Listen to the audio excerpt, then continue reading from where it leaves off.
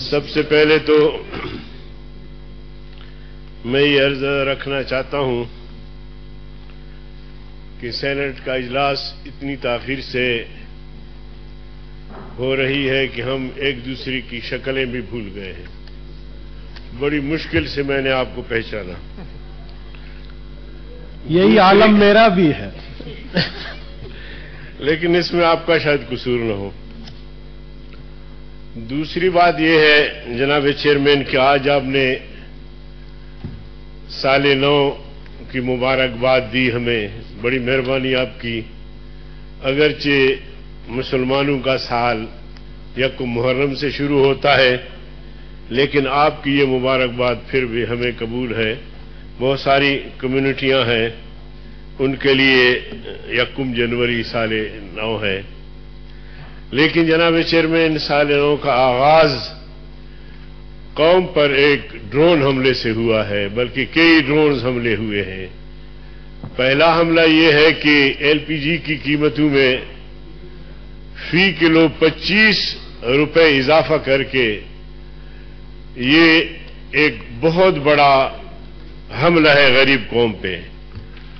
دوسرا حملہ گیس اور تیل کی مصنوعات اور ان کی قیمتوں میں اضافے سے کیا گیا ہے.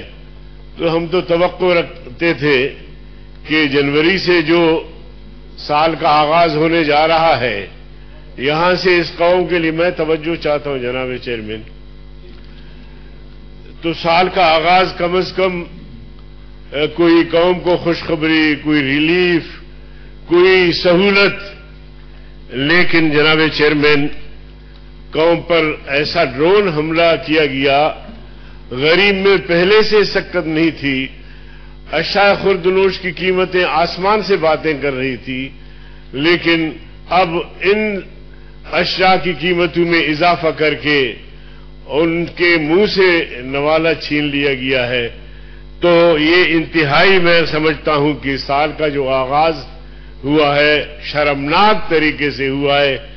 اگرچہ یہ مسلسل اشیاء خوردنوش کی قیمتوں میں اضافے کر رہے ہیں، مہنگائی بڑھا رہے ہیں، آئے روز ٹیکسز لگا رہے ہیں.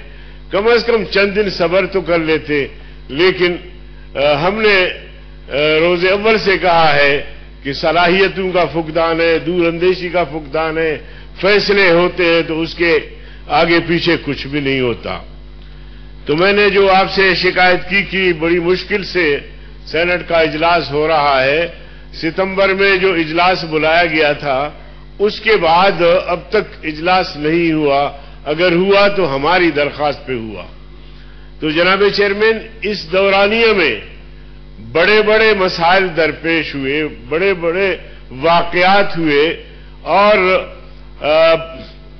آزادی مارچ جو یہاں اسلام آباد میں 15 دن تک یہاں لاکھوں لوگ بیٹھے رہے اور ان کے مطالبات تھے. اس کے بعد پھر آپ نے دیکھا کہ ایک فیصلہ آیا سابق army chief general Pervez Musharraf کے خلاف ایک فیصلہ آیا.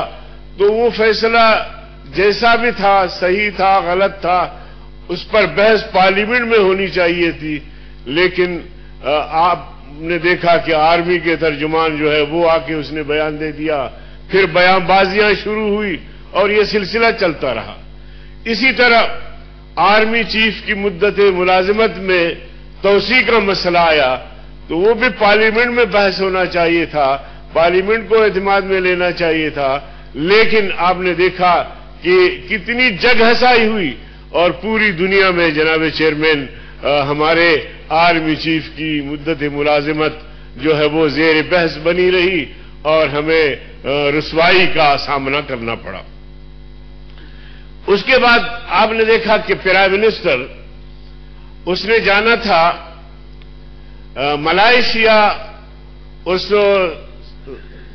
اجلاس میں کانفرنس میں شرکت کے لیے وہ نہیں جا سکے. اس کی وجوہات کیا تھی وہ بھی پارلیمنٹ کو بتانا چاہیے تھا.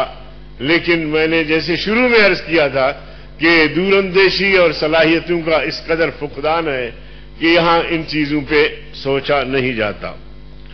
جناب چیئرمین،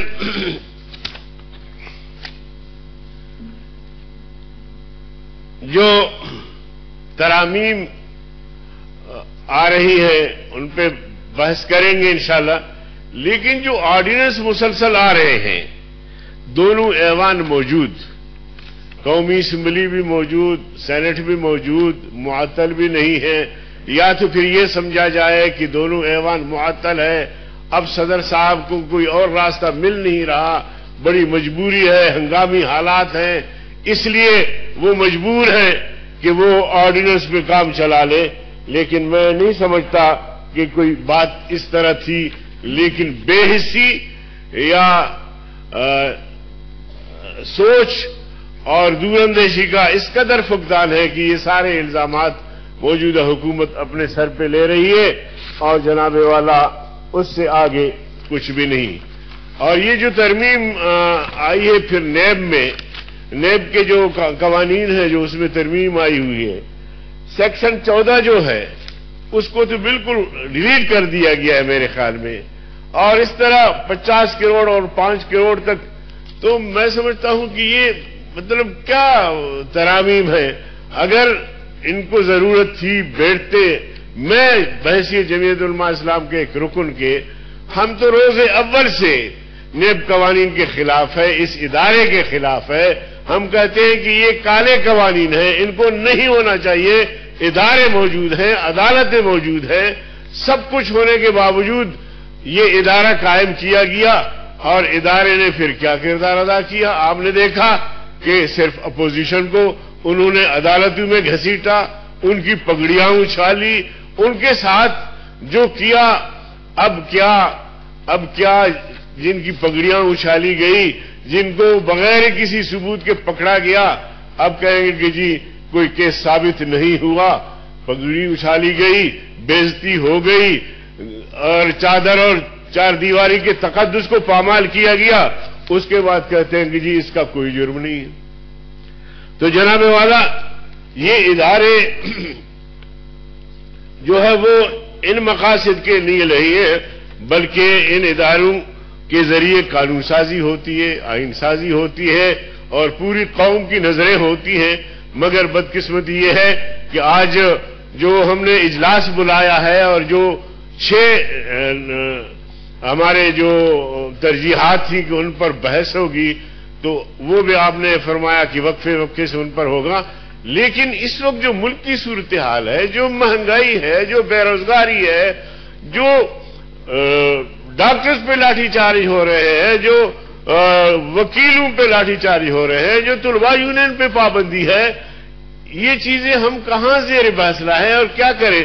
تو اس حوالے سے میں سمجھتا ہوں کہ باقی باتیں انشاءاللہ ہم کریں گے، لیکن آپ سے درخواست میری یہ ہے، دیکھیے آپ بحیثیت ایک آئینی ذمہ دار کے، آپ کی ذمہ داری بنتی ہے کہ حکومت اگر آڑے آتی ہے تو کم از کم آپ کا رد عمل آنا چاہیے۔ جناب چیئرمین، یہ ادارے اس طرح اگر خاموش آپ ان کو رکھیں گے تو پھر ماشاء اللہ، اور ان کے ہاں یہ کہتے ہیں کہ جمہوریت ہے، پھر ماشاء اللہ میں اور جمہوریت میں آپ کیسے تمیز کریں گے؟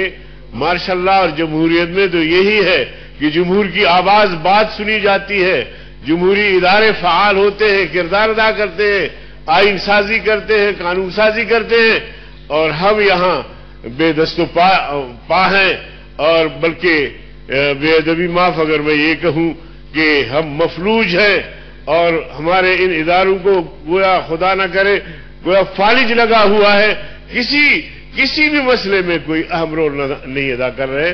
تو آپ کا بھی ایک رول ہونا چاہیے، اس لیے میں آپ کا زیادہ وقت لینا نہیں چاہتا۔ میں شروع میں کہا تھا کہ میں آپ کا 5 منٹ لوں گا، تو یہی گزارش ہے کہ آپ اپنا بھی رول ادا کریں، اور باقی جو مسائل ہیں انشاءاللہ ان پہ بحث کریں گے۔ وہ آخر دعوانا۔